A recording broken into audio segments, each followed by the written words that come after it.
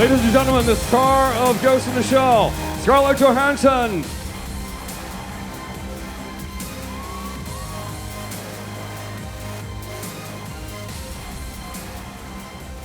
Have a seat, please. Welcome to Japan, Scarlett. Thank you. How does it feel to be back in Japan? Oh, I love Tokyo. It's such a great city.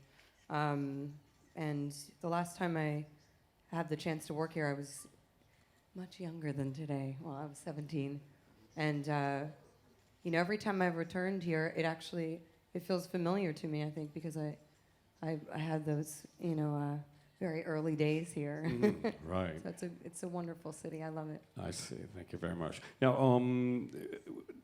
were you aware of Ghost in the Shell prior to being cast? No, I didn't know the material, and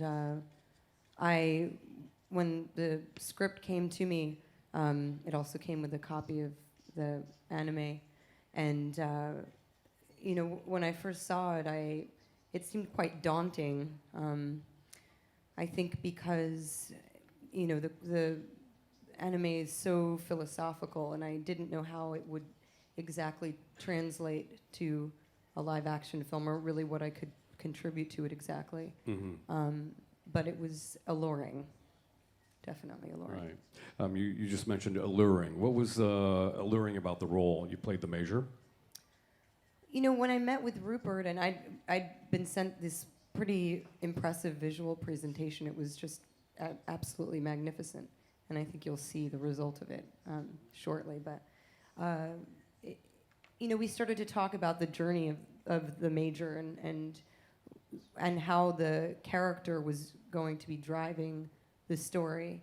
And I started to imagine that this was a character who was really living a very unique experience of somebody who has an idea of who she thinks she was, and then who she is now, the life she's living now, and then the person that she feels she is, this sort of gnawing, clawing feeling she has in her ghost, and that being able to kind of play these three sides, we called it the sort of the ego and the super ego and the id. Id, yeah. And that was pretty enticing for me. Right. Okay. So I guess what goes on inside is extremely complicated as far as the character of the Major is concerned. But how did you train for? Again, it's a very cerebral part, and yet you must be very physical.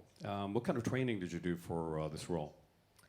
Of course, I did a lot of training just because I wanted to be able to have the physical presence of somebody who seemed very capable. And then, of course, I had to actually be quite capable. Luckily, I have had a lot of fight training and weapons training for all those little Marvel movies that I did. So it actually comes quite in handy because you kind of know right. that physical vocabulary. Right. And then did a lot of, it's a lot of repetition, mm-hmm. and then a lot of tactical training, which I'd never done before, like room clearing and all of that stuff, to just be as efficient with the weapon as possible. Mm-hmm. I see. Now, how was it working with Rupert? You know what, Rupert and I had, I think from the very beginning, we were really dedicated to our partnership because, we think we both knew very early in those early days that we would have to do this walking hand in hand in order to maintain the integrity of the work and what we had set out, this kind of mission statement that we made in the beginning. And I think, again, when I see the pieces of the film, I see the result of that teamwork, really. So we were each other's partner, for sure. How was it working with Takeshi? I think when you work with somebody who has been so great for such a long time, you kind of stand back and observe. And it's interesting. I feel that acting, it's kind of a as Rupert was saying earlier. Mm-hmm. Of course, Takeshi was speaking Japanese. I was speaking English, but acting is such a it's human. Mm-hmm. It's all about what's going on inside, and I felt so many complicated things, in Aramaki's presence. Sort of a feeling of, shame at times, a feeling of, an eagerness to please, and then also feelings at times like a petulant child, and having all of these feelings acting opposite somebody who we didn't share this language, but we share a universal language is kind of, this, which is just the emotional, vocabulary that we have as two actors. It was very moving. So you felt that maybe being professionals in theater and acting kind of transcended, I guess, language.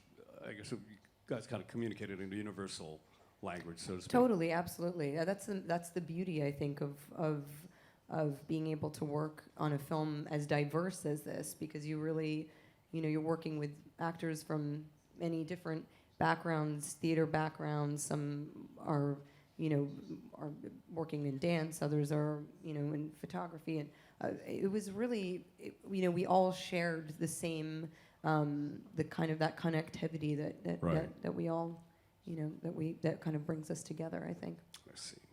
Now, what would you say to so many fans throughout the world, to all the fans of Ghost in the Shell?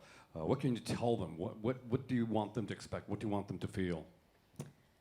I think for me, I have such a soft spot for the Major, of course, because and her journey of self-discovery. And I think this film, for me, is really, even though it's set in this explosive world with, that's just extraordinary, and it's so visually stunning, and it's so action-packed, it's really, to me, a story it's a coming-of-age story, and a story about, the loss of innocence, and then also the kind of rebirth that you can have from that.